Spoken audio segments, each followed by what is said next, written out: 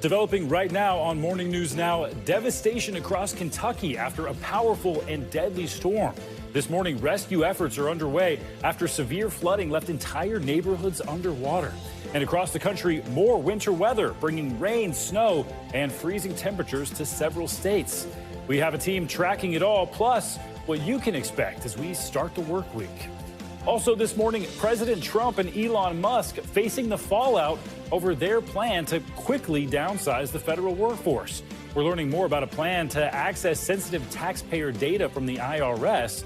We'll bring you the latest on that.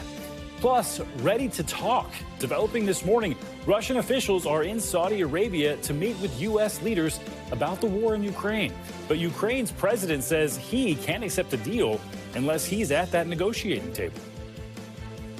Is it true that you told President Trump during that phone call that Putin is only pretending to want peace because he is afraid of Mr. Trump? Yes. Yes, I said that he's a liar. All this as Russia intensifies its attacks on Ukraine. We'll have an update on the negotiations and what's at stake. And 50 years of laughs, a who's who of Saturday Night Live's most famous cast members, hosts, and musical guests coming together right here at 30 Rock for the show's 50th anniversary. We'll take you to the red carpet for last night's star-studded celebration. Good morning. Thanks for being here. I'm Stephen Romo in for Joe and Savannah today. And we begin with the bone-chilling temperatures set to grip the Rockies and Northern Plains today, right on the heels of a winter storm that swept eastward across the South over the weekend.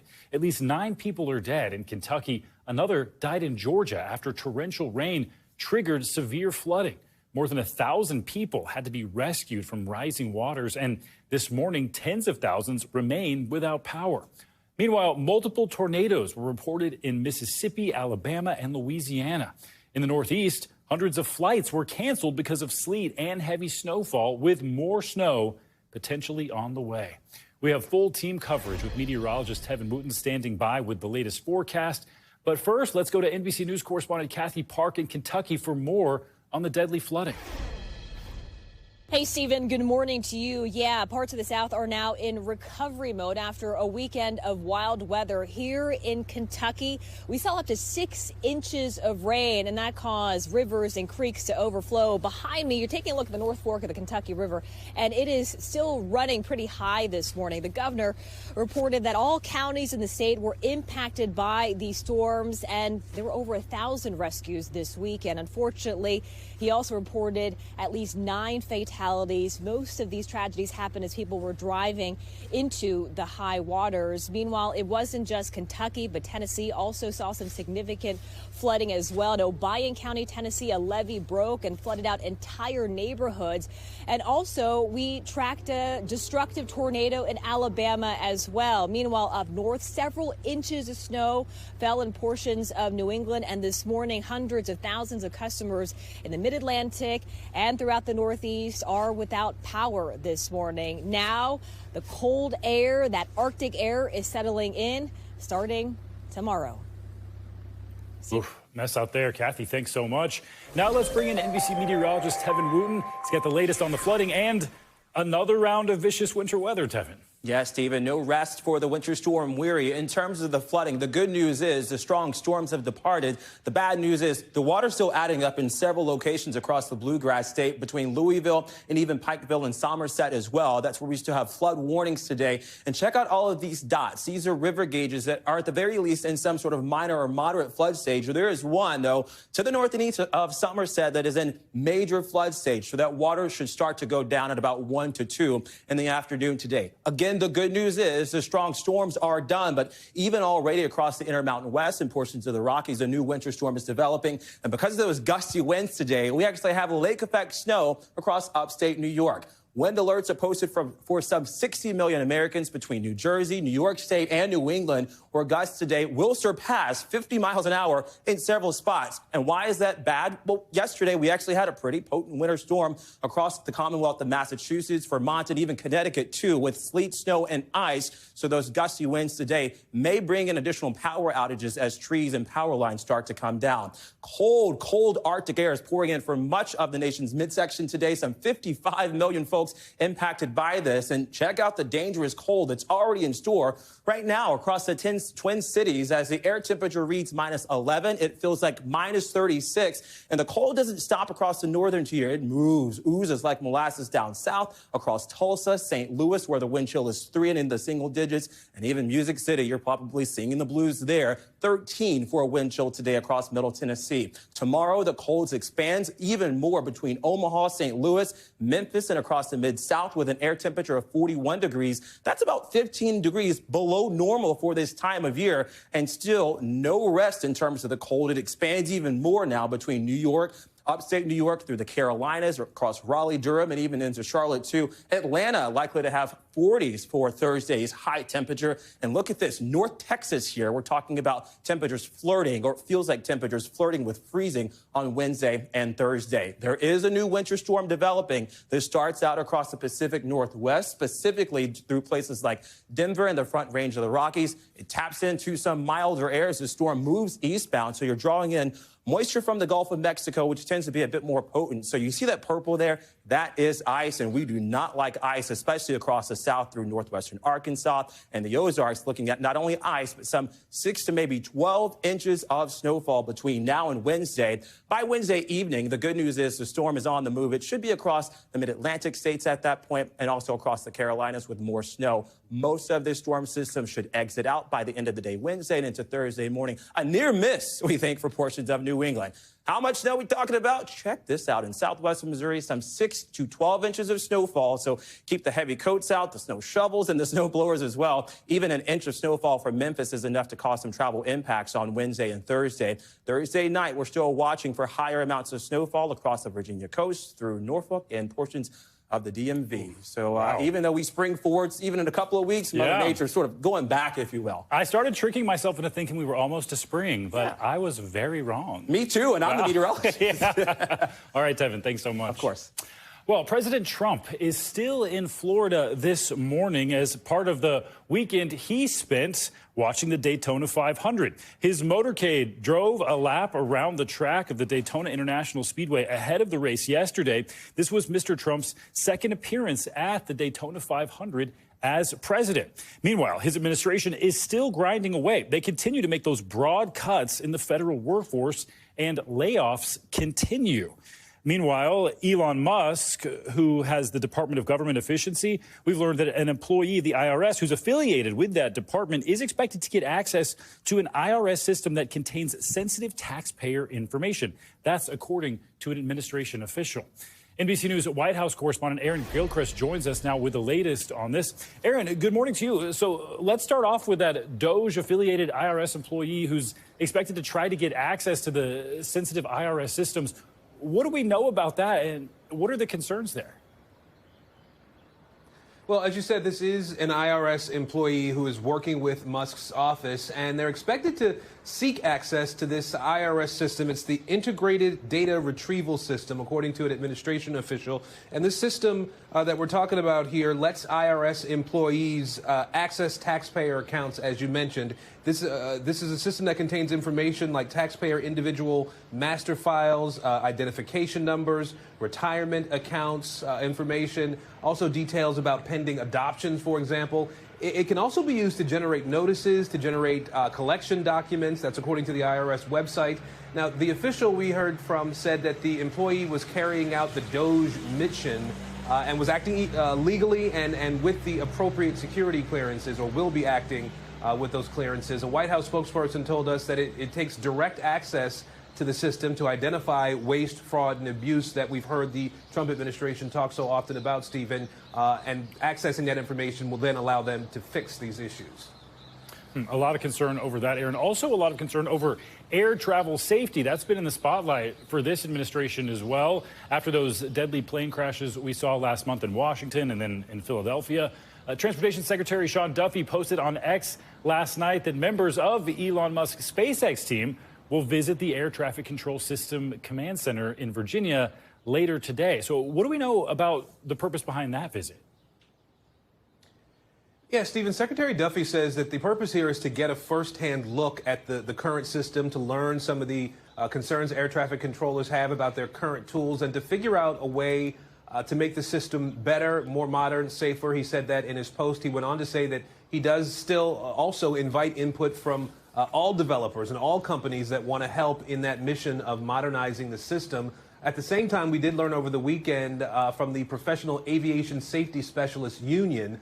They posted on X that several hundred of their members, FAA and probationary employees, were among thousands of people who were fired late last week. And the union says that that move is going to increase workloads. It's going to put more responsibilities, new responsibilities on workers who are already stretched thin in that agency that doesn't have enough employees. And this, of course, came after the administration said that air traffic controllers and TSA officers would not be allowed to take that buyout offer that the administration put out last month, which ended week before last, Stephen. Yeah, a lot to keep track of, a lot of ongoing changes there. And on that front, Aaron, we were talking about the Trump administration's efforts to shrink the federal workforce. It was the CDC's turn over the weekend. We know that hundreds of employees lost their job there. What should we know in particular about these layoffs?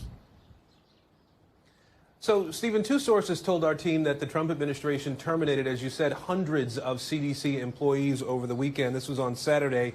And that includes workers who are responsible for training public health lab staffers, people who are supporting the response efforts for outbreaks around the country, around the world for that matter. And there's one staffer who received a termination letter who told us they were concerned that this move is going to cut disease detection work at the agency. We saw some of these emails come out in different places. The termination emails, in this case, cited poor performance as the reason for the firings. At the same time, many of those who were dismissed have excellent performance reviews, according to a mid-level CDC official. And as I said, we saw a similar termination email go out to employees at the Department of Transportation over the weekend.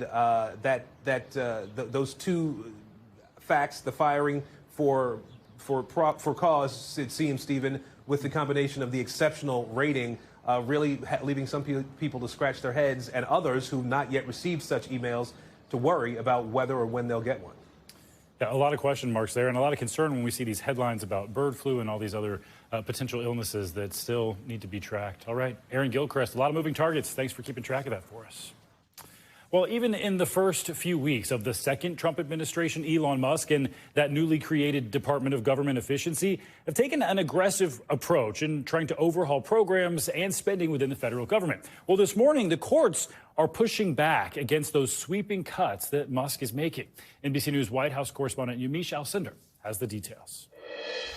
We've had a great discussion. Terrific. An extraordinary scene playing out in the Oval Office this week. The world's richest man standing alongside the world's most powerful one, promising to reshape the American government as we know it. A lot of times that, people that don't get what they voted for, but in this presidency, they are going to get what they voted for. And that's what democracy is all about. And what the people want, Musk says, is to drastically slim down the federal government. We're going to find billions, hundreds of billions of dollars of fraud and abuse. Since President Trump took office, Musk and his Department of Government Efficiency, or DOGE, have moved at lightning speed, firing thousands of employees, with Musk warning more could follow. We do need to delete entire agencies. And already in recent weeks, 75,000 federal workers have taken buyouts, though that's shy of the 100 to 200,000 workers the White House said it hoped would resign. The Trump administration now telling federal agencies to fire probationary employees who typically have only been with the government a year or two. The end goal? To cut $2 trillion from the annual federal budget. Federal employees don't cost the government anywhere close to that figure. We need to be very concerned about these tech billionaires merging with the state, the government, and basically taking over the government. Elon Musk has got to go! But critics say Trump and Musk are moving too fast. They're just taking things down. And what they're going to have to do is they're going to have to put them back together again. Elaine Kamarck is a former Clinton administration official who oversaw large-scale cuts to federal spending in the 1990s. It took you 8 years to cut something like 400,000 jobs. Elon Musk and President Trump are trying to cut something like 200,000 jobs in less than a month. Well, there's a simple reason for that. We cut fat, not muscle. We targeted functions that we didn't think were needed anymore. And we made sure that we had technology ready to take the place of those jobs. The DOGE cuts are already facing a number of legal challenges. We fight for you. There could definitely be conflicts of interest for Elon Musk, most notably because he hasn't gone through the normal process for becoming a government employee. Go, Soraya. Musk's company, SpaceX, has billions in contracts with the U.S. government, ferrying astronauts and satellites to space, while his electric car company, Tesla, has faced numerous federal investigations. But critics say it could take years for any legal challenges to play out in court. We're in the middle of a constitutional crisis. Eventually, this will reach the Supreme Court. And I hope the court does the right thing before we get to the next problem. And the next problem is things blowing up in our faces. The Silicon Valley mantra, move fast and break things, now playing out in real time inside the federal government. Michelle Cinder with that story. Meanwhile, top American officials are expected to meet in Saudi Arabia this week with Russian counterparts. It's all an effort to lay the groundwork to end the war in Ukraine. In a wide-ranging interview, Ukrainian President Volodymyr Zelensky sat down exclusively with NBC's Meet the Press moderator Kristen Welker to talk about his relationship with the president and whether he thinks President Trump can help stop the war. Hello there, Stephen. This week on Meet the Press, I spoke to Ukrainian President Zelensky about what he would say to Russian President Putin if he were sitting across from him at a negotiating table. Do you think President Trump is negotiating in good faith? I hope so. I hope so. Yes, I count on it. I count on it very much. I will never accept any decisions between the United States and Russia about Ukraine. Never. And our people, never. And our adults and children and everybody. It can't be so. This is the war in Ukraine against us, and it's our human losses. And we are thankful for all the support, unity between USA, in USA, around Ukraine support, bipartisan unity, bipartisan support. We're thankful for all of this, but there is no any leader in the world who can really make a deal with Putin without us. Of course, I want to have real meeting, productive, without just words, with the concrete steps, and to hear us, to hear President Trump, to make common plan and to share it with allies, then with Russians, and stop this war. Is it true that you told President Trump during that phone call that Putin is only pretending to want peace because he is afraid of Mr. Trump? Yes. Yes, I said that he's a liar. And he said, I think that my feeling, he said, that he's ready for peace negotiations. And I said to him, no, he's a liar. He doesn't want any peace. But I think he's really a little bit scared about the President Trump. And I think the president has this chance and he's strong. And I think that really he can push Putin to peace negotiations. Yes, I think so. I need security guarantees. Words are not enough. Words cost nothing with Putin. Yes, that's why for me it's very important, strong security guarantees. Otherwise, when he will come back, so he can occupy us. Given what you're saying, are you willing to negotiate with Vladimir Putin face to face? Together, United States, Europe, Ukraine, and Russia. Yes, because without Russians we can't stop for today. We can't stop this war. We can't stop Putin without his decision, because he's on our territory. If you were sitting across from Vladimir Putin right now, instead of me, what would you say to him? I will speak. No, it's not about emotions. It's about how to stop him.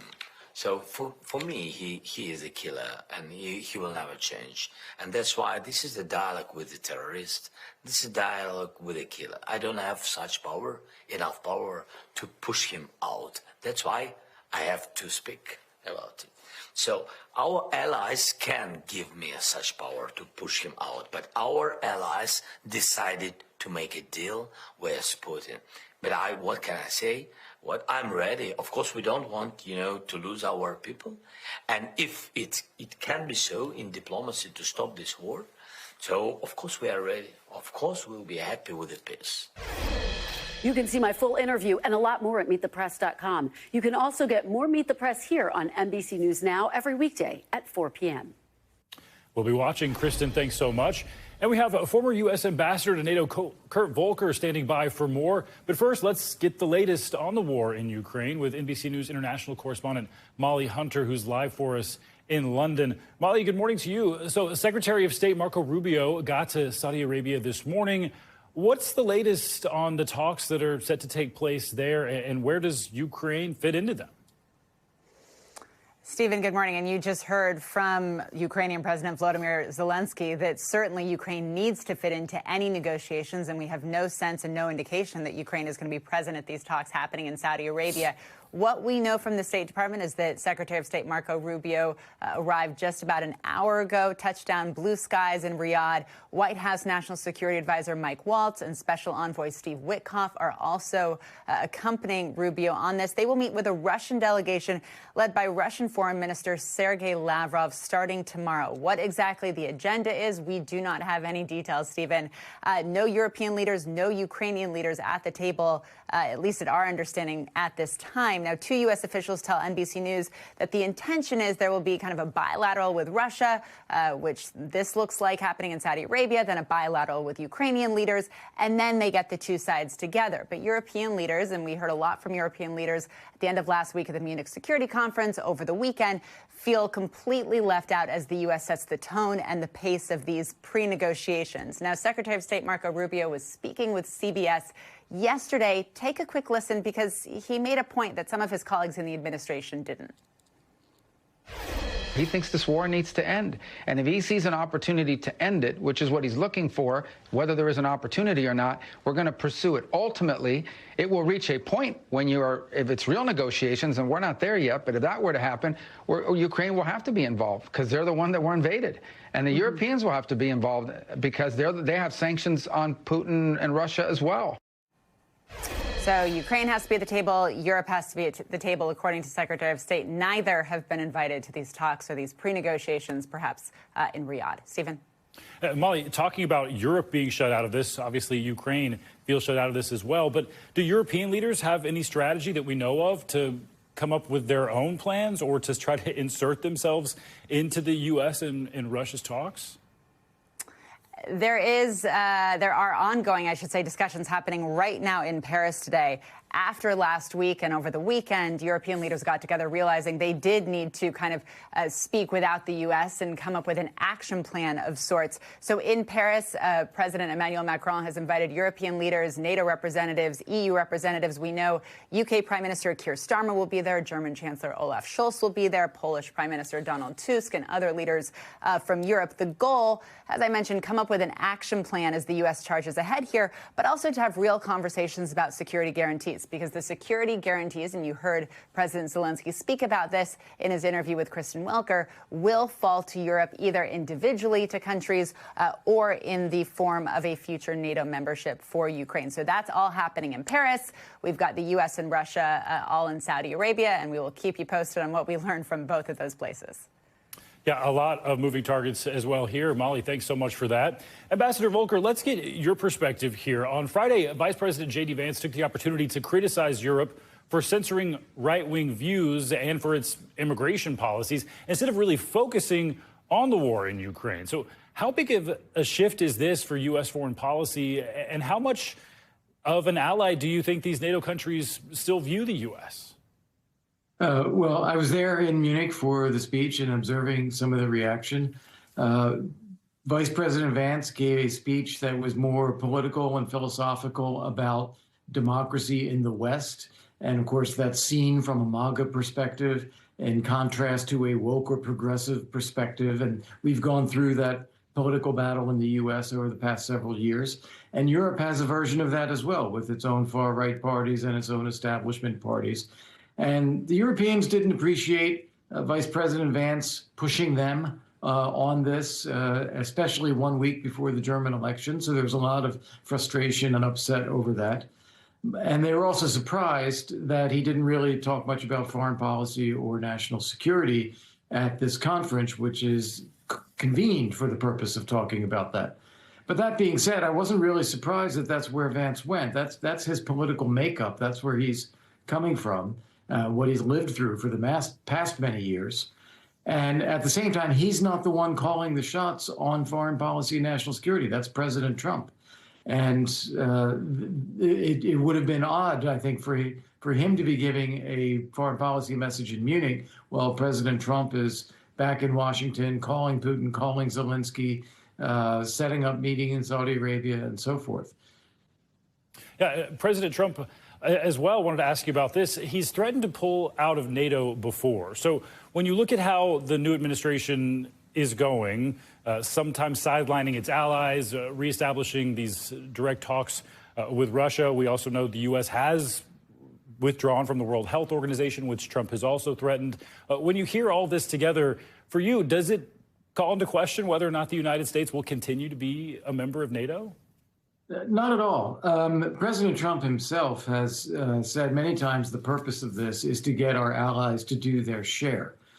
He talks about, oh, the U.S. may not be there, we may pull out, as a threat in order to get the allies to spend more, in order to strengthen European security. And he did this in his first term when only 3 countries were spending 2% of GDP on defense. That number is now 23 of the European allies. And he wants them to spend even more because the threats are greater now from Russia. There's an active war. So he's pushing them and pushing them. And I would just note, too, that Marco Rubio was the senator who sponsored legislation in the Senate that says it would require a Senate vote for the U.S. to pull out. And I don't think it's President Trump's intention. And even if he did, I don't think it would actually go through. Yeah, we'll keep tracking his rhetoric and seeing what he says on that front, as I know you will as well. Ambassador Volker, thanks so much for your insights. And back here in New York City, the decision on whether to drop federal charges against Mayor Eric Adams is now in the hands of a judge. A motion was filed to dismiss his corruption case after heightened pressure from the Trump administration. That move sparking a showdown between the Department of Justice and some of its own lawyers. Several prosecutors stepping down after refusing to sign off on dropping that case.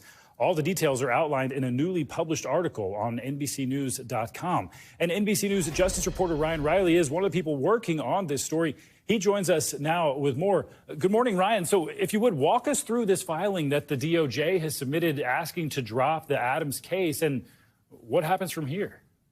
Yeah, and I'm going to overuse the word extraordinary in this entire endeavor because that's essentially what we're looking at here. This is a case where they had this was a well-supported case that was brought through a federal grand jury, and then when the Trump administration came in, you now have a motion to dismiss. And what's really unique about that motion here, first of all, is what led up to it. All of these firings, people resigning, or rather resignations, because people didn't think this was ethical. They didn't think this was correct, and they decided that they had reached their moral line.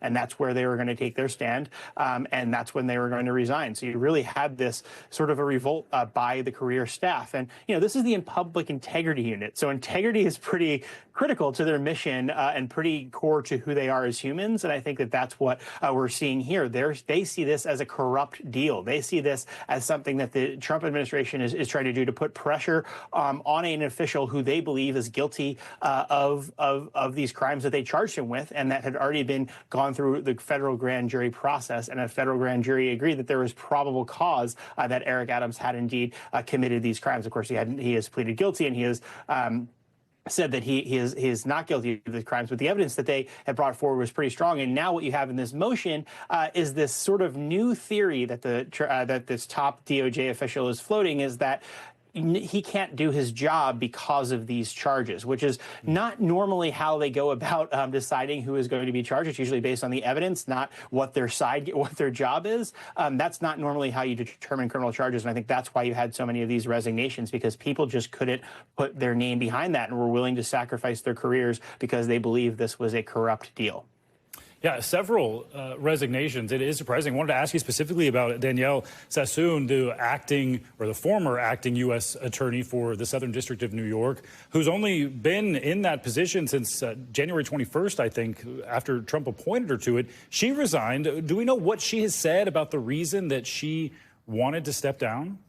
I would encourage people to really read the letter that she wrote here, laying out why she decided to step down in this case. Because what she said is that the #2 acting official at the Justice Department laid out what she saw as an immoral, corrupt sort of deal. This idea that you're going to have this pressure that basically because he was in New York City mayor, because he's sort of cooperating now with the Trump administration, that we're going to drop these charges. And just to sort of like level set here, what we're talking about is a Democrat who was charged during a Democratic administration. And this was a Trump-chosen person to fill this role who has a long history who clerked for a very conservative Supreme Court justice. And so this isn't a case where it's someone, this was a case that was brought against a Democrat during a Democratic administration, but primarily it was driven by the facts and the law. That's what people inside of DOJ are saying. And now you have this case where they're trying to get rid of this case. It is fascinating reporting. You should all check it out, NBCnews.com. Ryan Riley, thanks so much for breaking that down for us. No problem. All right, much more to come here on Morning News Now. Later this hour, prayers for Pope Francis. We'll have an update from the Vatican as the Pope spent the weekend in the hospital. Up first, after the break, hope in the Middle East as Hamas releases more Israeli hostages. We'll bring you the latest on that coming up next. Stay with us. We're back with the latest in the Middle East, where the fragile ceasefire deal between Israel and Hamas held over the weekend, despite fears it was on the brink of falling apart. 3 hostages who were taken captive in the October 7th attacks were released by Hamas in exchange for more than 300 Palestinian prisoners on Saturday. One of the released hostages was Israeli-American Saji Dekelken, who was taken to captive just 2 months after his daughter was born. His father, Jonathan, who has appeared on our show, had this to say about the deal. Coming to an agreement with a savage terrorist organization that to this day has not reneged on its pledge to destroy Israel takes courage. I appreciate that courage. The families appreciate that courage. And we know that moving forward, our same government, this same government, together with the people of Israel, will see this through for the good of Israel, not just for the good of the families. Well, this marked the 6th exchange between the two sides under the current ceasefire deal. So far, 19 Israelis and 5 Thai hostages have been released and more than 1,000 Palestinians set free. For more on this, let's bring in NBC News correspondent Hala Garani, who joins us live from Jerusalem with more. Hala, good morning to you. So today marks the 500th day since the Israel-Hamas conflict began, and those hostages who were just released, they've been in captivity for that entire time. What do we know about their conditions this morning? Well, the 3 men who were released on Saturday were relatively younger than those who were released the Saturday before. Those 3 men just a couple of weeks ago looked a lot more frail. Certainly, they'd lost more weight. The 3 men, including Sagi Dekelken, who was 36 years old when he was released, looked at least, and we don't know exactly what their medical condition is, but certainly looked in better shape. So as you mentioned there, in phase 1, 33 Israeli hostages are due to be released.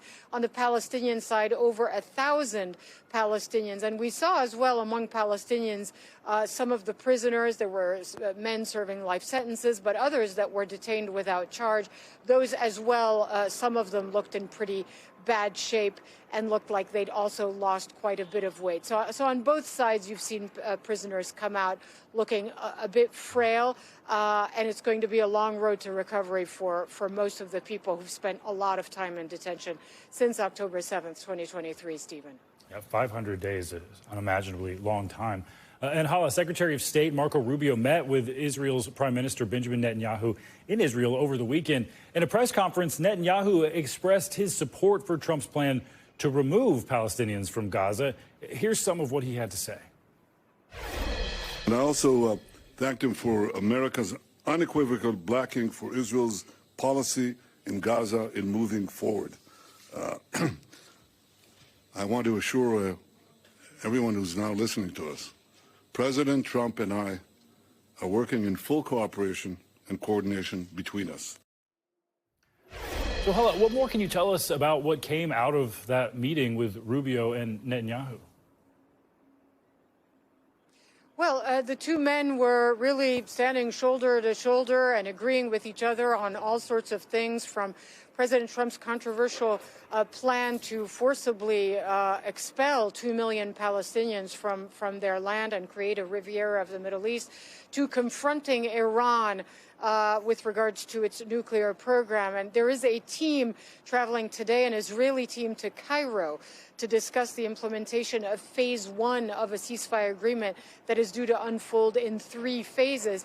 But, you know, the negotiations, Stephen, on phase 2 were meant to start a few weeks ago, so we're already delayed. And there are already big questions as to whether or not this deal can hold. And what Netanyahu has said is that, you know, his security cabinet is going to discuss phase 2 and instruct this team on whether or not to continue negotiations on phase 2, which calls for a more permanent ceasefire and a total withdrawal of Israeli troops from Gaza. All right, more to come. Hala Ghorani, thank you so much. And staying overseas now in Rome, where there are new concerns over the health of 88-year-old Pope Francis. He remained hospitalized over the weekend, where he's been receiving treatment for bronchitis. Well, this morning, the Vatican released a news statement saying that tests over the last few days have shown he has developed a polymicrobial infection in his respiratory tract, which has led to a change in therapy. The pontiff was first diagnosed with bronchitis at the beginning of the month. This is just the latest health issue for the 88-year-old, who had part of his lung removed as a young man and has battled other medical issues throughout his tenure at the Vatican. His papal audiences have been canceled through at least the end of today. Well, coming up, tragedy on the interstate. When we come back, we'll take you to Wyoming, where investigators are looking into a deadly multi-car pileup that's shut down a popular stretch of freeway. This is Morning News Now. We're back now with new details about a deadly crash inside of a Wyoming interstate tunnel. You can see the intense fire and what it left behind after that crash. Investigators are now facing challenges getting inside to clear the remaining vehicles out of the way and figure out what caused this. NBC News correspondent Dana Griffin has the latest. This is bad. All this is on fire. I got to get out of here. These were the harrowing moments after a massive wreck set off a fiery inferno inside this tunnel on Interstate 80 in Wyoming. Oh, Videos posted on TikTok show this truck driver scrambling to get out alive. I almost died in there, man. Investigators confirmed a third fatality as they slowly make their way through the obstructed tunnel, searching for potential victims while preserving evidence. Do you think speed or weather played a role in this crash? Weather definitely, speed more than likely, but that's going to be determined once we gather all of the evidence. Jennifer Knox taking this video as authorities rushed to the scene as thick black smoke billowed from the westbound tunnel. Have you ever seen anything like this before? No, it's certainly not here. The pileup happened Friday morning involving 26 vehicles. 2 people were also injured. Wyoming Highway Patrol saying the fire was so intense, tires exploded as the tunnel's concrete lining started to crumble. We didn't see any exposed rebar, but we're seeing a lot of debris on the ground. But the integrity of the mountain tunnel, they say, is secure. There's no issues with the integrity of the rock, so we're not expecting the mountain to collapse, the tunnel to collapse. It could take days before officials open the eastbound tunnel, allowing for two-way traffic. We'll get through this. This is what Wyoming does. Dana Griffin, NBC News. Dana, thanks. A Missouri man accused of shooting a teen for mistakenly knocking on his door has accepted a plea deal in that case. 86-year-old Andrew Lester agreed to plead guilty to one felony count of second-degree assault and now faces up to 7 years behind bars in a case that gained national attention. NBC News correspondent Shaquille Brewster has the details. A guilty plea from Andrew Lester, the man who shot Ralph Yarl in 2023 after the teenager mistakenly rang the doorbell of the wrong home while trying to pick up his twin brothers in Kansas City, Missouri. This outcome ensures accountability for the defendant, provides closure to Mr. Yarl, and satisfies the need to achieve a just result in the case. The 86-year-old seen entering the court in a wheelchair, pleading guilty to second-degree assault, a felony that carries a maximum sentence of 7 years in prison. The state will be requesting a sentence of 5 years incarceration. In the courtroom, Ralph Yarl and his family. Early in the hearing, Mom Cleo Nagby putting her arm around her son. I have mixed feelings. Everybody thinks it's a big day, but it's a big day that was too delayed. Explain that. Well, I knew he was guilty. He knew he was guilty. Why did it take 2 years? In April 2023, Lester shot Yarl twice through the closed storm door of his home, telling police he was scared to death when the teen rang his doorbell just before 10 p.m. Yarl, who was a high school honor student at the time, was struck in the head and arm. He survived but has permanent physical and mental injuries, explaining to NBC News' Antonia Hilton last year. Would you say it's been harder to physically recover or mentally recover?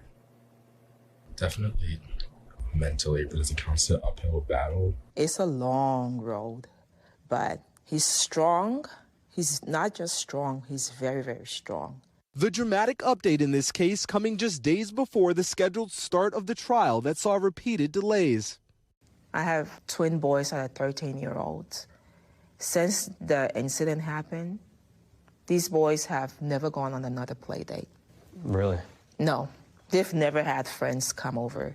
Nagby now pushing the Clay County prosecutor to ask for a longer sentence in this case, saying they've always believed race was a factor, even if it wasn't mentioned in the original charges. So if he's putting his word down for this black kid, he needs to fight with his guts, and he needs to fight for him with everything that he has. This is not just about Ralph. I say all the time, Ralph is alive for a reason, but Ralph was just a human that was, God just saved his life so that people can see that we need to do more. And our thanks to Shaquille Brewster for that report. Andrew Lester's sentencing is scheduled for March 7th. Well, coming up, a high-tech solution to an age-old problem. When we come back, how drones are being used to help find people's lost pets. And it's a celebration half a century in the making right here at 30 Rock. We'll have highlights from last night's Saturday Night Live 50th anniversary special. Ladies and gentlemen, this is Morning News Now. We're back now with a high-tech solution for dog owners who may be worried about what to do if their furry companions happen to ever get lost. Now, some owners are turning to drones equipped with thermal cameras to help make a stressful situation just a little bit easier. NBC News correspondent Maggie Vespa brings us a closer look at how this all works. After a days-long agonizing search, a drone's cutting-edge thermal and video cameras. Oh my God, got it. Yes, we got him. We got him.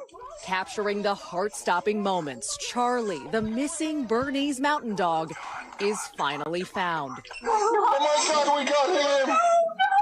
A happy ending David Nowak and Kate Belmonte won't soon forget. It had been nearly a week since the suburban Chicago couple's 2-year-old pup had run away. They posted flyers, alerted neighbors. For days, nothing. We even thought, like, maybe someone stole him, like, he's injured. That was, like, terrifying.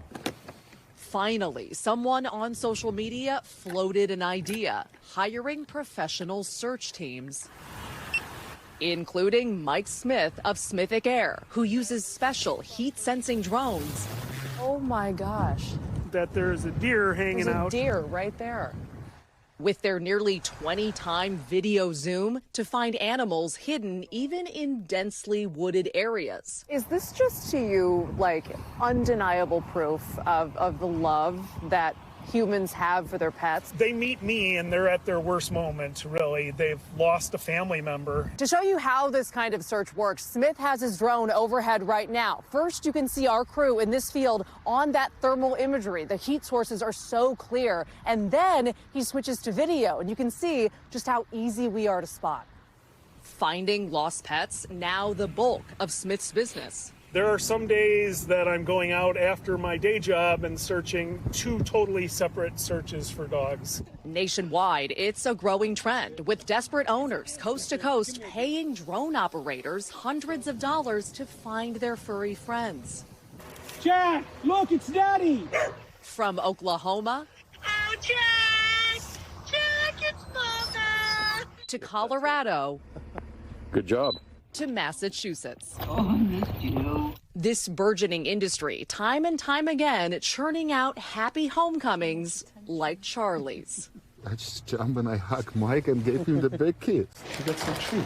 As for Charlie, the gentle giant now recovering with unlimited treats at home. Mike? Mike coming to wish him well. A heartwarming reunion thanks to a high-tech search from above. You'd pay Sure, everything yeah. to get him back. Yeah, definitely. Maggie Vespa, NBC News, Crystal Lake, Illinois. Lots of tail wags for that happy ending. Thanks, Maggie. Well, Saturday Night Live celebrated its 50th anniversary right here at 30 Rock last night with a star-studded 3.5-hour bash. NBC's Mark Barger has some of those highlights. I sang this song with George Harrison. It was 50 years ago that Paul Simon was there for the dawn of Saturday Night Live. I was not born then, and neither were my parents.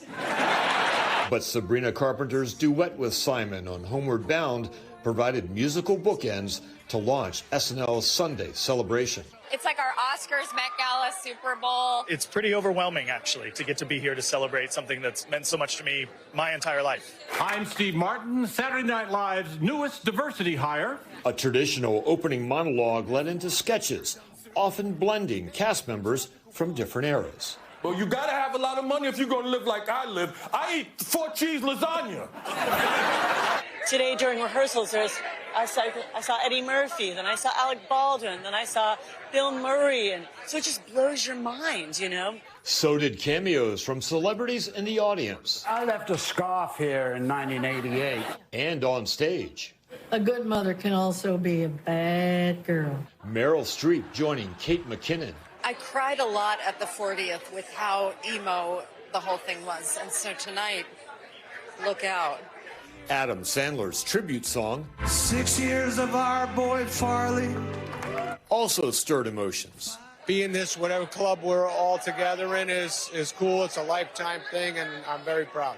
A sentiment shared by an SNL original. I'm not one to reflect, and this has caused me to reflect, and it's a nice feeling. A feeling that was 50 years in the making. Mark Barker, NBC News.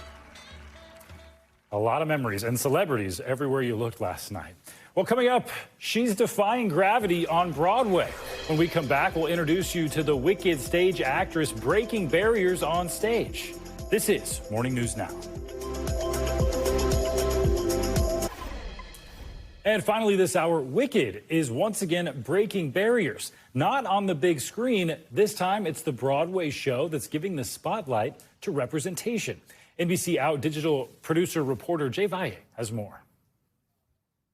Actors with disabilities rarely appear on the silver screen. However, last fall, Marissa Bode defied those odds in the blockbuster movie Wicked, becoming the first actor who uses a wheelchair in real life to portray Nessa Rose. Perfectly adorable munchkin boy just asked me out. And in March, Jenna Bainbridge will be the first wheelchair user to play the role in Wicked's 21-year history on Broadway. I think that we think of disability as being negative as a culture, and it's so not. All the wonderful things in my life are connected to my experiences, and those are immediately and intimately intertwined with being disabled. For many actors with disabilities, landing a big role can feel like a distant dream. Was this ever in little Jenna's mind, thinking like, Broadway, we're gonna be there? Little Jenna never dreamed that big, which is a heartbreaking thing to look back on. I probably won't go into it just because it's hard to get cast if you're handicapped.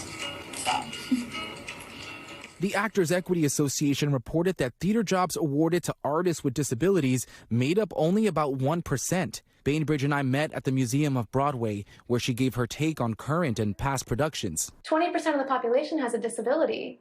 Every one of these shows, in theory, 20% of these characters have disabilities. But we've always been here. Let's include those stories on stage. Last spring, Bainbridge also made history as the first wheelchair user to originate a role on Broadway in Suff's The Musical. Now she's hoping to flip the script for performers like herself through her consulting agency. So Consultability, we work with theater companies to figure out what their immediate needs are and what their long-term hopes and dreams are. The agency has helped improve issues of visibility and accessibility in dozens of theaters across the country. Oftentimes when it comes to access and disability, people are uncomfortable having those conversations. What is your advice to young actors and creatives with disabilities who one day want to see their names and their faces etched on these walls? Know that your stories are needed. We need to hear disabled stories. We need to see them on our stages. Our thanks to Jay for that story. And since launching Consultability in 2022, the agency has made dozens of theater spaces more accessible and held workshops to help theater companies create a more inclusive culture. Well, that's going to do it for this hour of Morning News Now, but your news continues right now.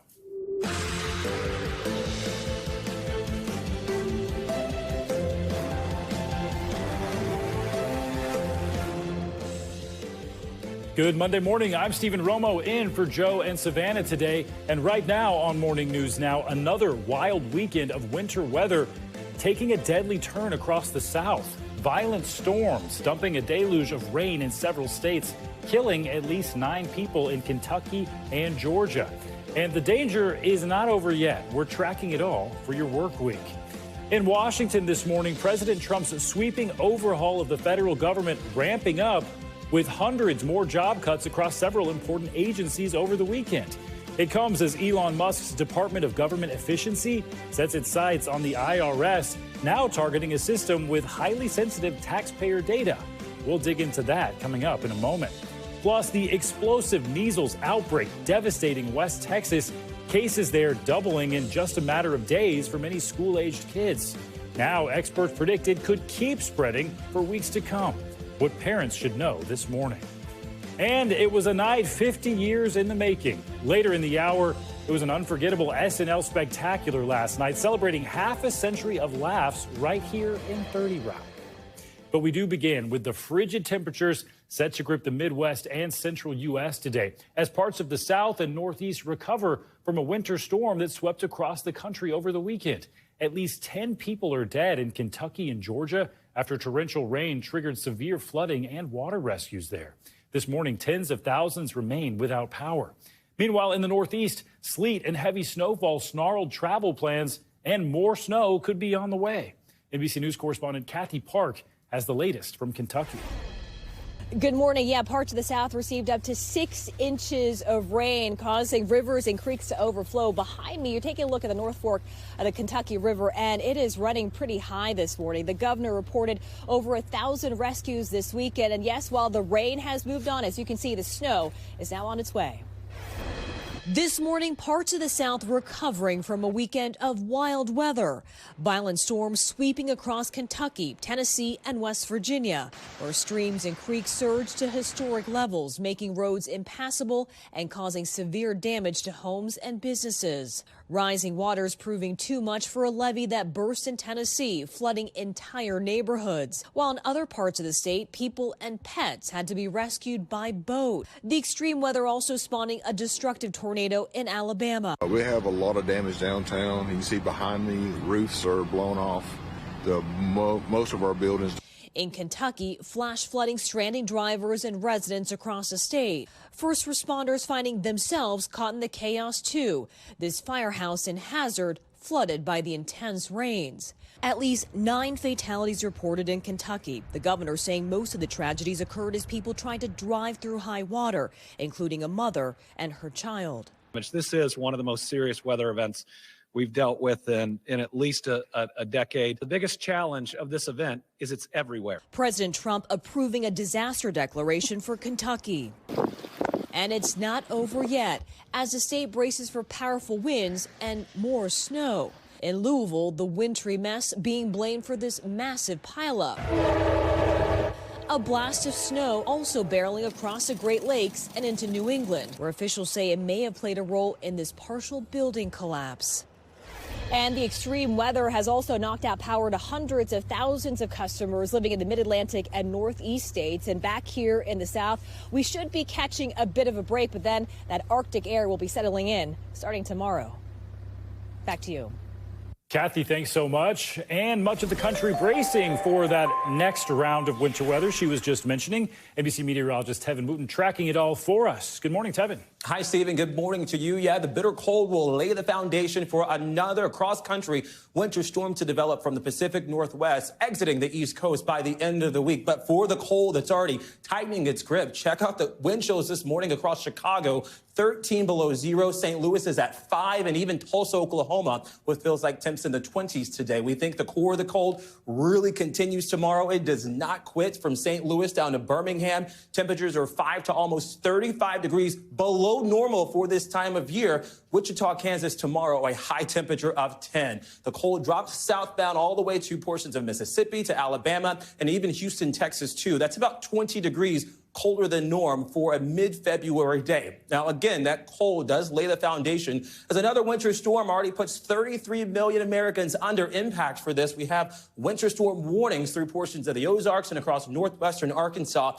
and even across eastern Kansas, too. There's not just the potential for snow, but ice out of this storm. I want to show you how it develops. It does have origins across the Pacific Northwest. It exits the front range of the Rockies between tonight and early tomorrow, and then it's go time from Wichita to Oklahoma City. Even Memphis and across the Mid-South will likely see significant snow as we work our way through Tuesday and then into Wednesday morning. The storm now races off towards the East Coast, but before it's done, it's going to deliver another blow of snow between Norfolk and perhaps even Raleigh, North Carolina, and even in and around the Queen Cities, too, of Charlotte, North Carolina. Most of the guidance takes this offshore, but we can't rule out places across Cape Cod even getting scraped with snow by early Thursday afternoon. There's no threat for significant snow across the Northeast, but folks are still digging out there and likely digging out here too in the coming days. Springfield, some 6 to maybe 12 inches of snow. And keep in mind, because of the moisture content, this is what's known as heart attack snow. It's very heavy. It has a higher moisture content to it. So as you're shoveling this throughout Wednesday and Thursday, you have to take frequent breaks. Notice how the storm moves eastbound,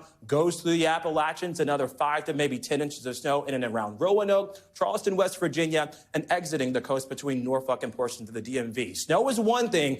Ice is another, and ice is always a problem. It turns the roadways into an ice rink. And check out places like Little Rock, Arkansas, Shreveport, and Monroe, Louisiana, and across Tupelo, Mississippi. Even 1/100th of an inch of ice is still significant when you consider the fact that a lot of those roadways will already have some snow on top of them as that ice is falling down.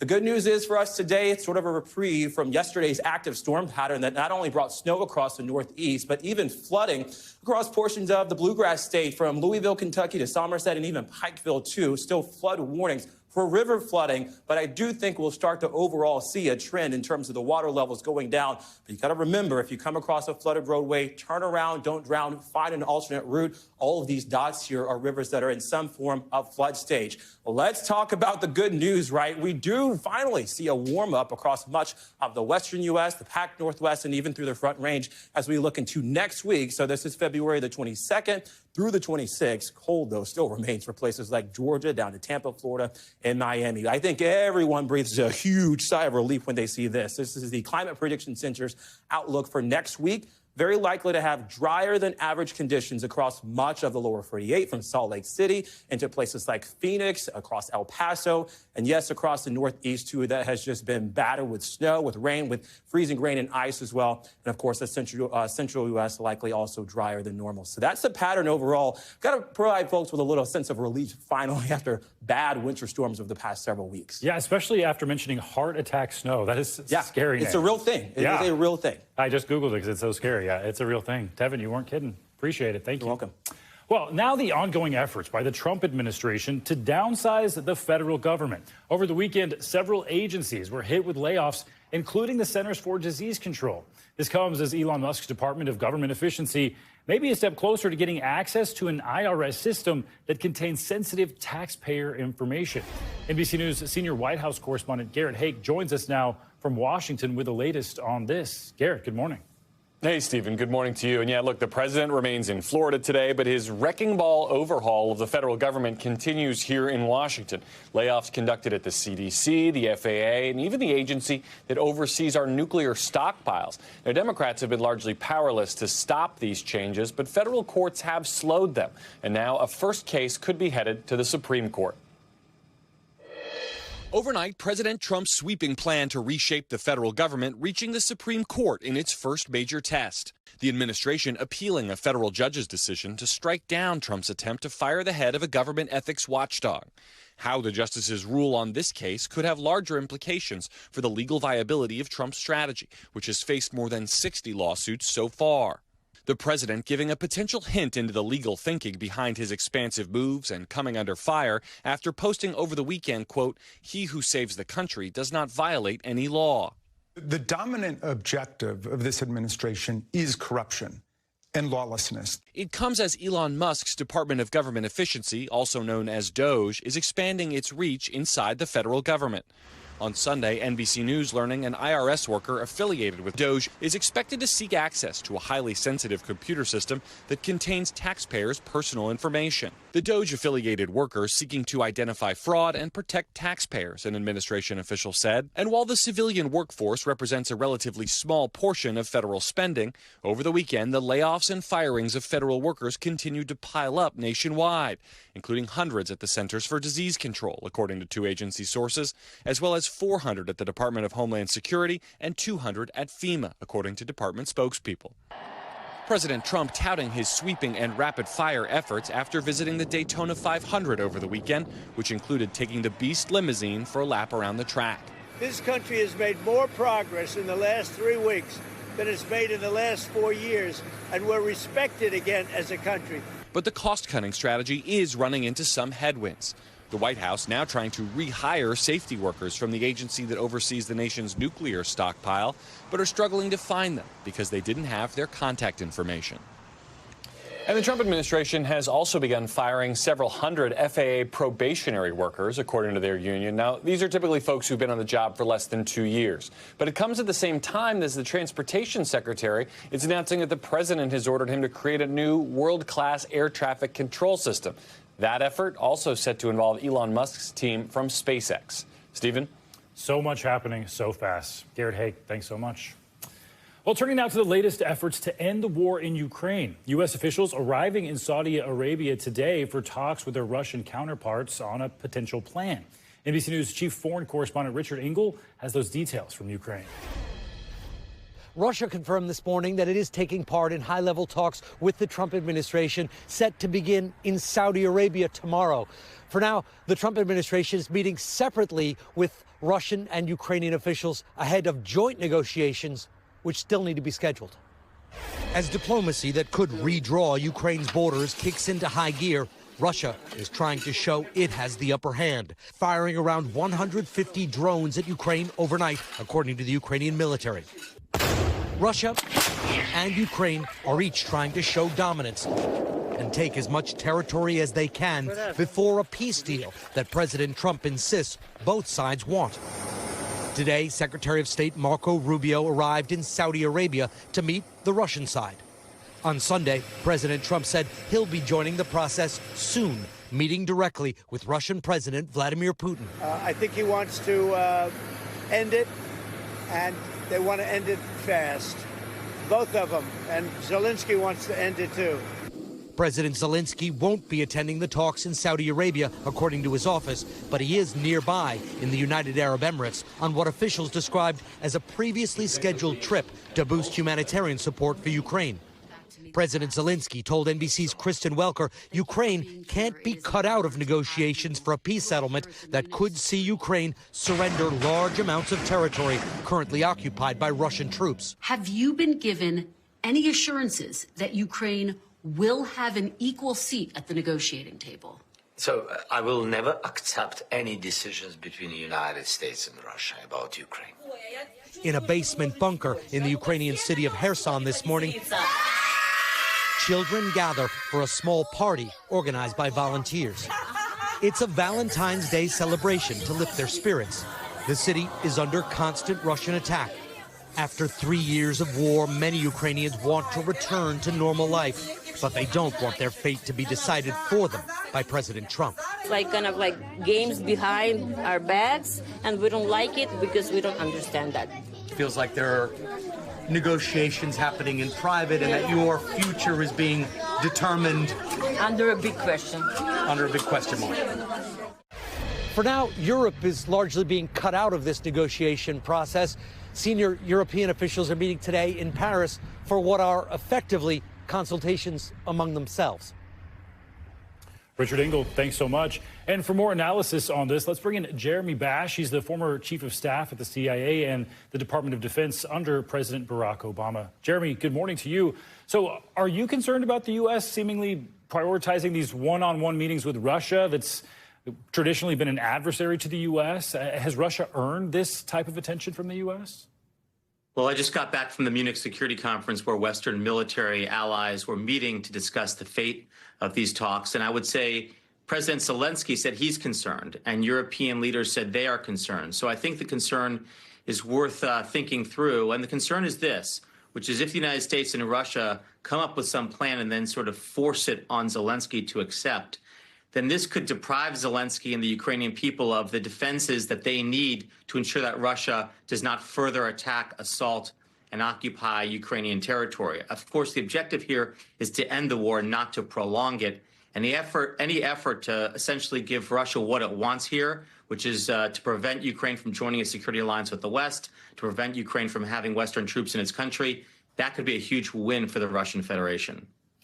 Jeremy, how big of a concern is this for NATO that it seems like the U.S. is paying so much more attention to Russia here and maybe leaving them in the dark, not at the negotiating table at all?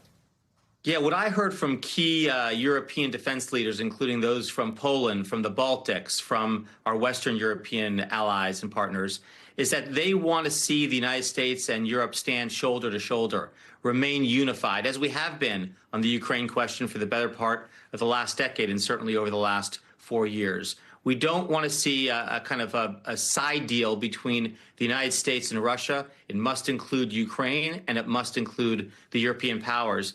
I think one message that came out of the discussions over the weekend that I think was helpful, and I think the Trump administration will welcome, is the idea that the Europeans may have to field their own military force. You know, the European Union, the European countries have never had one military force, and I think there's more momentum now than ever for that to occur. That sounds potentially world-changing. Also, you mentioned Zelensky not being at the table. He's saying he won't cooperate with the outcome of these negotiations in Saudi Arabia that are happening if Ukraine isn't involved in those talks. So is there a real point to those meetings if Ukraine isn't going to go along with this? Well, again, the devil is in the details, and that quote is actually exactly what Zelensky said on stage this past weekend, which is if there's some peace plan in which Ukraine can have an ironclad security arrangement with the West, with the rest of Europe, if there can be troops along that line of control, along that demarcation line where Russian troops are facing off against Ukrainian troops, then, you know, maybe there's an arrangement that can work for Ukraine's future. But Ukraine has to be the ones to call the shots. We can't force this this quote unquote peace settlement on Ukraine because it could only prolong the war. And that's the concern that I heard Ukrainian President Volodymyr Zelensky tell Kristen Welker on Meet the Press, and that's the concern I heard throughout the discussions in Europe this past weekend. Yeah, more to come on this for certain. Jeremy Bash, thanks so much for your insights today. Thank you. All right, now to a new documentary out today exploring the murder of United Healthcare CEO Brian Thompson. It comes as Luigi Mangione, the suspect in his murder, is talking directly to his supporters from behind bars for the first time as he gets closer to having his day in court. NBC News correspondent Sam Brock joins us now with more on this. Sam, good morning. Yeah, Stephen, good morning. Look, another twist here, right? We're now hearing directly from Luigi Mangione, which is a very unusual step for a first-degree murder defendant to speak directly to a public. But that's exactly what's happening right now with all of the chaos, all the attention on this case. Another curveball, Stephen, just days ahead of his next court appearance. This morning, accused killer Luigi Mangione speaking out from inside a jail cell for the first time. In a message to his supporters on a new website, Mangione, in his own words, writing, "I am overwhelmed by and grateful for everyone who has written me to share their stories and express their support. While it is impossible for me to reply to most letters, please know that I read every one that I receive. His defense team launching the website on behalf of their client to provide accurate information about his cases and dispel misinformation. It's uncommon to hear from a defendant behind bars like this because most defendants don't generate this level of public interest. Mangione now bolstering his counsel ahead of his court appearance later this week while awaiting trial at a federal jail in New York City. Not guilty. Adding a court-appointed death penalty legal expert to his team after pleading not guilty to several charges, including first-degree murder in the furtherance of terrorism and the federal count of murder using a firearm that could result in capital punishment. In the midst of the brewing legal battle, a new investigation discovery documentary, Who is Luigi Mangione, is out today on Max, all about the murder of healthcare CEO Brian Thompson, featuring new first-hand accounts about the accused gunman at the center of it all. He's just like a normal, happy-go-lucky kind of 26-year-old guy. I don't know what would motivate someone like that, you know, to do something like that. Ahead of the Ivy League grad's upcoming court appearance, money from supporters is now pouring into his legal fund, reaching nearly $500,000. Some reportedly from healthcare professionals, according to organizers. One doctor who donated says, quote, "I applaud Luigi for his courage, heart, and passion." The notoriety and extra resources could come in especially handy for a defense team, say legal experts. The money he's able to raise is a benefit to the defense in a case that otherwise, to outside observers, appears to be a really difficult one for the defense to win.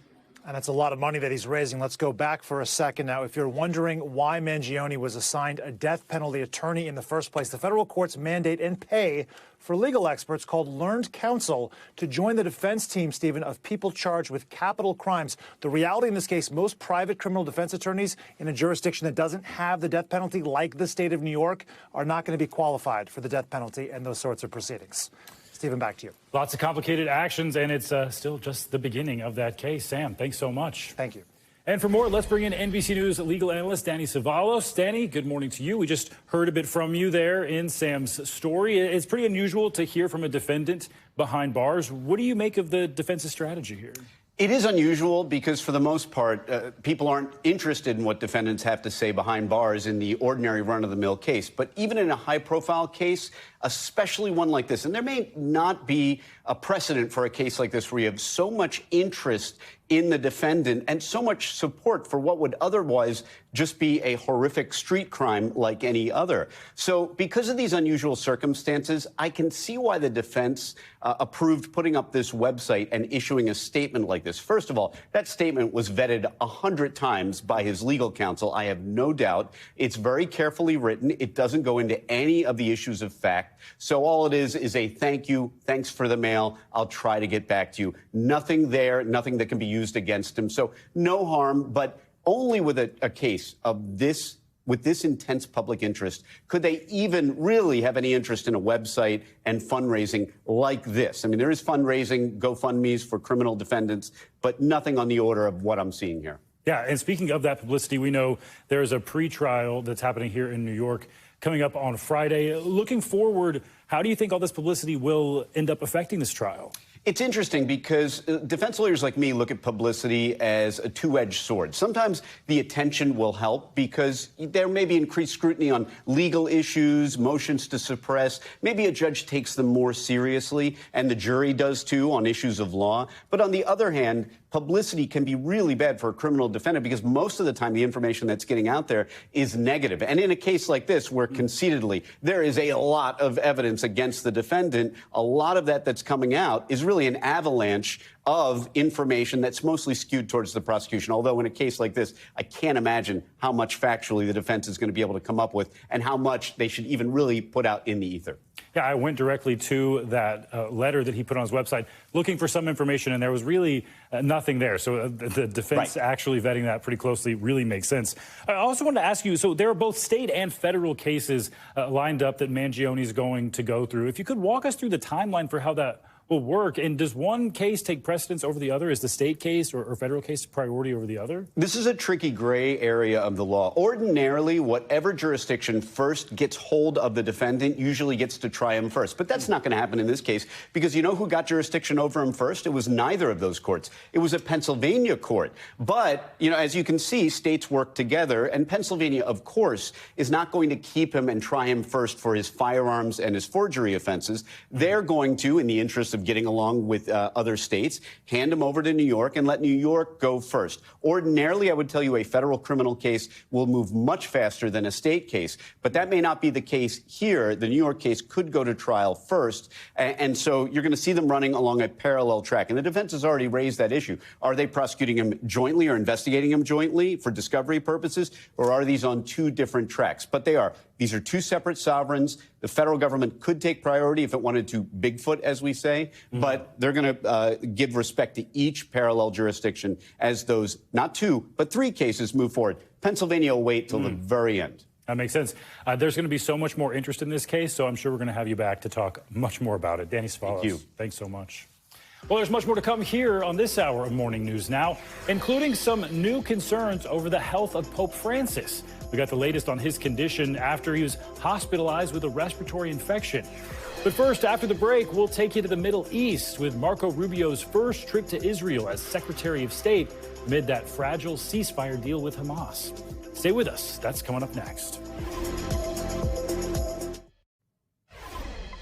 We're back now with the latest in the Middle East, where the fragile ceasefire deal between Hamas and Israel managed to hold through the weekend. 3 hostages, including one Israeli-American, who were all taken captive in the October 7th attacks, were released by Hamas. They were set free on Saturday in exchange for more than 300 Palestinian prisoners. NBC News correspondent Keir Simmons has the latest.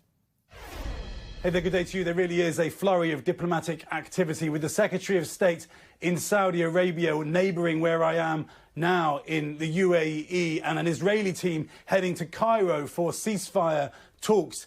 Underscoring the enormity of all this, the same Trump administration team negotiating the issues around Ukraine and Russia are also trying to keep the Middle East peace process on track, and it is as fragile as ever.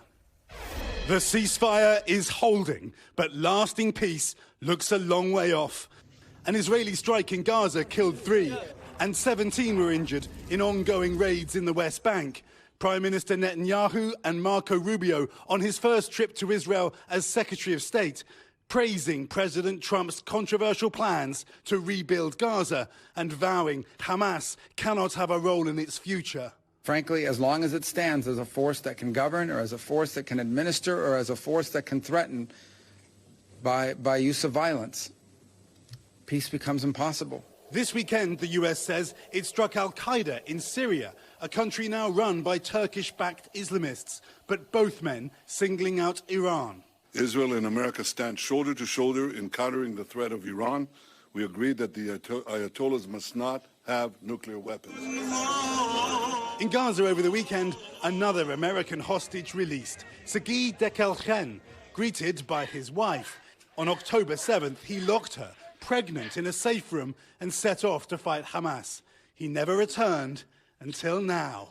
This weekend, he saw his new baby girl for the first time. His family, certain more hostages, including another American, will be released.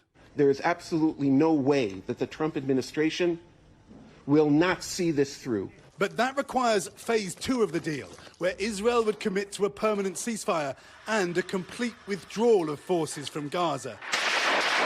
President Trump's envoy confident. But phase 2 is absolutely going to begin. But devastated Gaza's future is far from agreed. President Trump's plan for Palestinians to leave has been called ethnic cleansing in the Arab world. But those governments have yet to present their own plan for a Palestinian two-state solution. Looming over all this is that question of whether Israel will decide to target Iran's nuclear program, and does it have the capability to do it without the backing, full backing, of the United States, including militarily. So far, President Trump continues to indicate he prefers negotiation. All right, Keir, thanks so much. Well, this morning, Pope Francis continues to be treated at a hospital in Rome. The pontiff was hospitalized on Friday after a bout with bronchitis worsened over the week. The 88-year-old was placed on absolute rest as he continues to undergo drug therapy for that illness. But this latest hospitalization now adding to the growing concerns over his health after making several visits to the hospital in recent years. We're joined now by NBC News international correspondent Molly Hunter for more on this. Molly, good morning to you. So the Vatican just this morning announcing there have been changes to the Pope's treatment, saying that tests found a polymicrobial infection. What's the latest, and do we know when he might be able to return to his normal duties? Yeah, Stephen, that's right. We got a few more details this morning. I can't go into details, of course, about what exactly that kind of infection means. They spared us some of those details, but the Holy See Press Office just put out a statement. I'll read it for you. It says the results of the investigations carried out over the past few days and today have shown a polymicrobial infection of the respiratory tract, which has led to further change in therapy. All investigations carried out to date are indicative of a complex clinical picture that will require appropriate hospitalization. Now, Stephen, that certainly suggests it is more serious than originally thought. No specifics about what that therapy change means or how many more days he will spend in the hospital. And just a few minutes ago, actually, Stephen, right before we came on the air, the Holy See has canceled a general audience scheduled for Wednesday. So they're certainly expecting him to be in recovery and stay in the hospital at least for another couple days. He's had these trips to the hospital before, Molly, and he seems to bounce back. He is 88 years old, though. Do we know what is the level of concern, how people are viewing this? I think people are watching very, very closely. You say he is 88 years old, and he is not particularly well. He's had a ton of health challenges over the last couple of years. I'll just walk our audience through a couple just to jog the memory. He's had bronchitis several times in the last couple of years. In addition to facing severe pneumonia a few years ago, he's battled other health challenges, including having a part of his lung removed when he was much younger, and more recently undergoing multiple surgeries for an abdominal hernia, as well as his colon. And actually, Stephen, mobility issues, lingering knee and back pain. It's why we sometimes see him in a wheelchair at public events. And occasionally he uses a walker or cane. Just back in December, he fell, injuring his chin. And in January, he fell again, suffering a contusion to his right arm. But with all of that said, he's apparently still in good spirits. And as you say, we have seen him bounce back multiple times before, Stephen.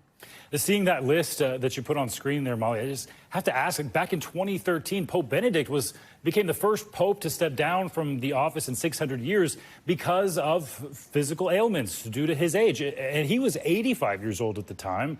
How likely is it at all that Pope Francis could follow suit and do something similar if his ailments continue? Is a resignation in the cards at all? Do we even know that yet? Stephen, I think we have to take this Pope at his word, and he has said again and again that he has no plans to resign. And people ask this every couple of years because that list is long. He has had a ton of health challenges. And actually, in a new biography, it's his second, it was just out last month, he wrote, and I was just checking out these pages, he says, I am well, excuse me. The reality is, quite simply, that I am old. The church is governed using the head and the heart, not the legs, he said. So certainly this is a man who has no intention of resigning anytime soon, Stephen. And those good spirits that you mentioned, we can hear it there in those pages. Molly Hunter, thanks so much. Well, coming up, growing measles concerns are taking over one West Texas community. After the break, what parents should know about a steep rise in cases affecting school-aged kids. That's coming up next. We're back now with growing concerns about a fast-spreading measles outbreak in Texas. Cases in one West Texas community have doubled in just a few days, and experts now worry this highly contagious disease could keep on spreading for months. NBC News medical reporter Erica Edwards is in Gaines County, Texas, with the latest. There is growing concern about measles spreading fast in this West Texas community. So far, mostly hitting unvaccinated kids in religious Mennonite communities. This mother and her 8 children, some of whom were coughing and had a fever, got tested this week at a mobile site in the outbreak's epicenter, Gaines County. We have a high number of unvaccinated. They just don't believe in it. Confirmed cases of measles, one of the most contagious viruses on the planet, more than doubling here in a single week, from 24 to 49. 13 kids hospitalized so far. But many people aren't getting tested. Health officials on the ground believe the true number of measles cases is as high as 200 to 300 and already spreading to nearby Lubbock, less than 2 hours away. So are people here in Lubbock already being exposed to measles? Yes. So communities who don't vaccinate are not necessarily isolated to their area. The outbreak comes as Robert F. Kennedy Jr. takes over as head of the Department of Health and Human Services. During recent Senate testimony, he suggested a pause on studying infectious diseases like measles. The growing outbreak is worrisome to families in Lubbock like Ben Ham and Karina Perez, whose 18-month-old is vaccinated but has a weak immune system. She was diagnosed medically fragile, that in her first year she got RSV and was in the ICU, and just last winter she got a common cold and we were in the ICU again. A simple cold can land her in the ICU? Absolutely, yes. It was a simple cold that did land her in the ICU the last time. A family on edge in a region at the center of this fast-moving measles outbreak. Erica Edwards, NBC News, Gaines County, Texas. Erica, thanks. And for more, let's bring in NBC News medical contributor Dr. Kavita Patel. Dr. Patel, thanks so much for joining us this morning. So in Erica's story, we were just hearing that measles is one of the most contagious viruses. How contagious are we talking, and what's the outlook for someone who catches measles? Yeah, so, Stephen, this is pretty serious. If someone is infected with measles and there are 10 people around them who are unvaccinated, 9 out of those 10 people are likely going to get measles. And as you mentioned, measles, a host of symptoms, everything from rash, white spots on the tongue, but a lot of nonspecific symptoms, high fevers, cough. So you may not know you have it. And in fact, it can take 7 to 14 days to develop the symptoms after you're exposed. So that leaves a wide open swath of people who could be exposed, particularly if you're unvaccinated. Well, right now, this is happening in West Texas, which is a pretty rural area. Right. What is the outlook for this spreading to other areas nearby, maybe New Mexico, Colorado? Is that something that people there should be worried about? People should be. So anytime we think we've contained something that's this contagious, we know that that's false. In fact, this is global, right? And really, we're seeing this in pockets of under-vaccinated communities. That community in Texas had about an 18% unvaccinated rate, particularly in children. You get your measles shots, 1 and 2, during kind of the younger years, first couple of years of age, and then 4 to 6 years. And so most people, you know their vaccine status by the time they're in grade school. And so in this case, communities all around the country, Stephen, have these unvaccinated pockets, putting themselves at risk. And as you heard on the reporting from Erica, also kind of immunocompromised people, because the shots work. But if your immune system isn't at its best, it can still be a risk factor. I wanted to ask you about the safety of the measles vaccine. There's been such a push. I'm not sure if it's happened during COVID. There's always been a little bit of fear for vaccines, but it feels very strong right now. A lot of people talking about worrying about vaccines. How safe is the measles vaccine? Yeah, I mean, there was a point in time where we've declared measles eradicated from the United States because we had so much vaccine penetration. So those 2 shots, the first shot alone gets you about 93% effectiveness. That is pretty darn good in vaccine statistics. The second shot, so the 2 together, 97% effectiveness, Stephen. That's why we said it was eradicated. And people who are asking, because somebody might go, I don't know if I had this when I was a kid or I got this during a certain number of years. You can get your titers checked, but it also doesn't hurt to get a booster when you're older. Just talk to your doctor. Yeah, very high percentage, 97. That's pretty incredible as vaccines go. All right, Dr. Patel, thank you so much. Thank you. Well, coming up, a historic night of television, 50 years in the making. When we come back, all the highlights from last night's SNL Spectacular, featuring sketches, stars, and a whole lot of once-in-a-lifetime moments. Stay with us.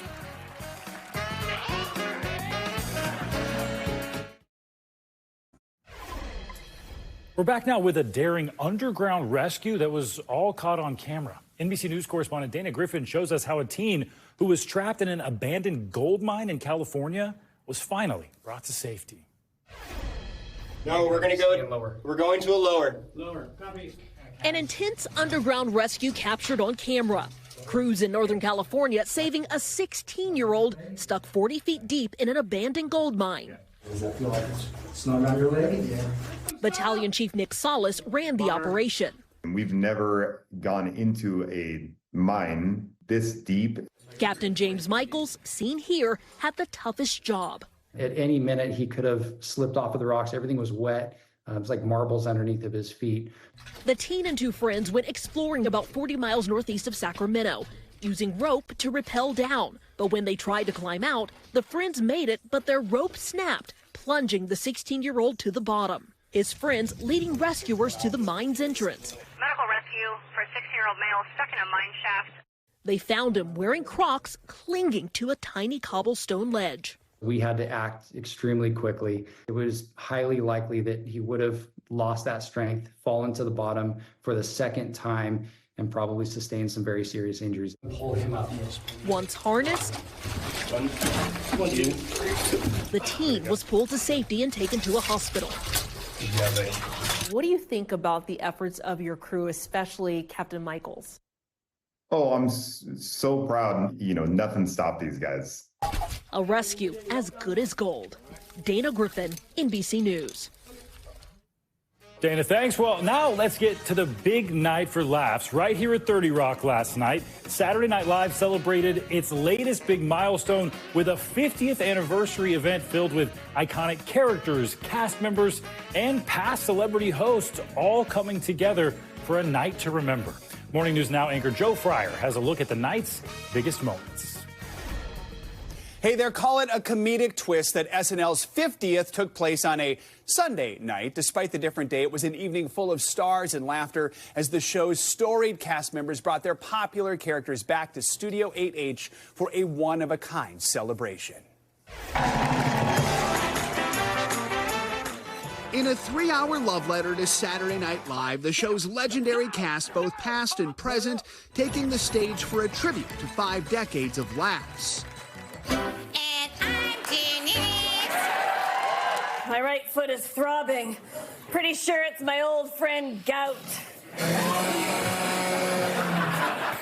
Canal is ours, Garlic! SNL's 50th anniversary special saw the reprise of beloved characters and sketches with plenty of surprise twists, like Meryl Streep, who made her first ever appearance on the show, and Pedro Pascal joining Kate McKinnon in a close encounter. Wow, you are a good mama. Yeah. Well, a good mother can also be a bad girl. And Mike Myers' classic character Linda Richman sitting down with Amy Poehler and Maya Rudolph on Bronx Beat. Bad news, it's raining. But good news, it's sweater weather. Sweater weather. It's sweater weather. Hercules! Hercules! No! The show brimming with celebrity cameos, from a sketch featuring G.E. Smith and Paul Schaefer to a rare appearance from Jack Nicholson. Ladies and gentlemen, Adam Sandler. Sabrina Carpenter finally made a cameo in the flirty Domingo saga. We all know she's talking about Domingo. The studio audience also filled with famous faces who got in on the fun with Tina Fey and Amy Poehler. Ryan Reynolds, how's it going? Great. Why, what have you heard? 16-time host Steve Martin doing the honors with the opening monologue. It was only a few days ago that Lauren told me I was doing the monologue, and I was actually vacationing on a friend's boat down in the Gulf of Steve Martin. But the laughs started even before the show, with SNL stars taking the black and gold carpets. I've been to red carpets before, but never one where most of the people are talented.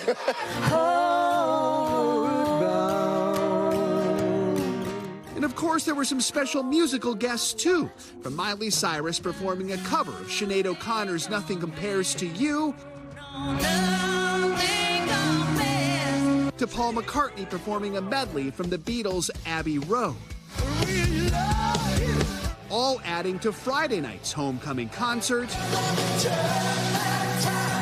where Cher, the Backstreet Boys, and Lauryn Hill rocked Radio City. And Will Ferrell and Anna Gasteyer's Marty and Bobby characters covered some of today's biggest hits. But it was Adam Sandler's heartfelt musical performance on Sunday that brought Studio 8H to its feet. 50 years of the best times of our lives. All right.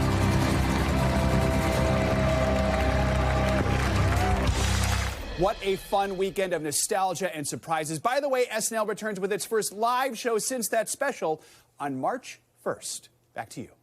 All right, Joe, thanks. I stayed up way too long watching that one. Well worth it. Coming up, it's the other event of the season. And no, we're not talking about the Met Gala. When we come back, the viral sensation who threw the party of the year while stealing our hearts in the process. Stick around.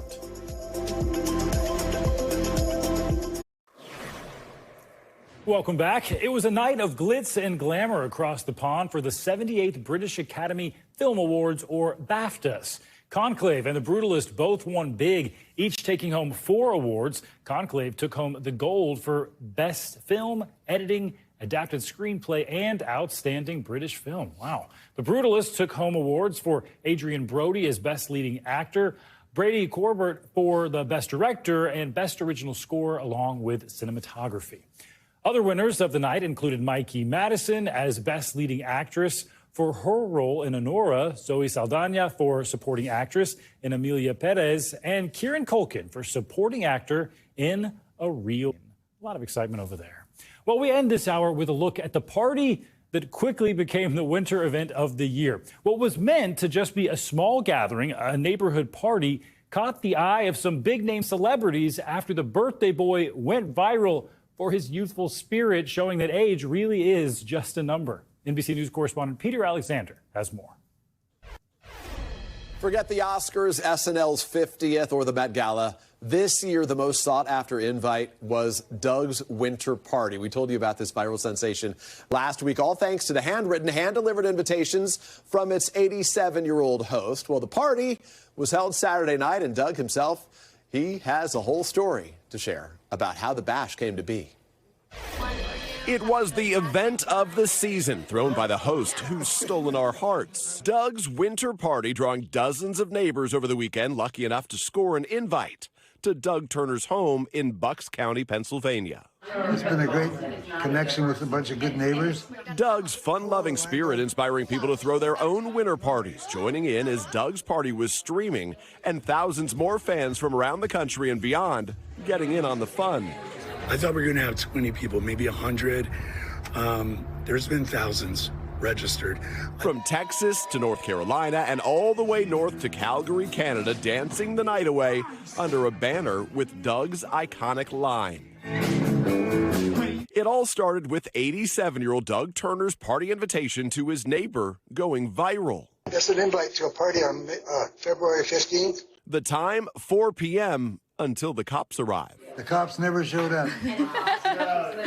Neighbor Michelle Hernandez's video of Doug hand-delivering her invitation now has more than 2 million views. Social media lighting up with news of the party. I think everybody should have a neighbor like Doug. And celebrities like Michael Bublé joining in on the fun. Doug, your winter party sounds amazing. Fan mail arriving from around the world.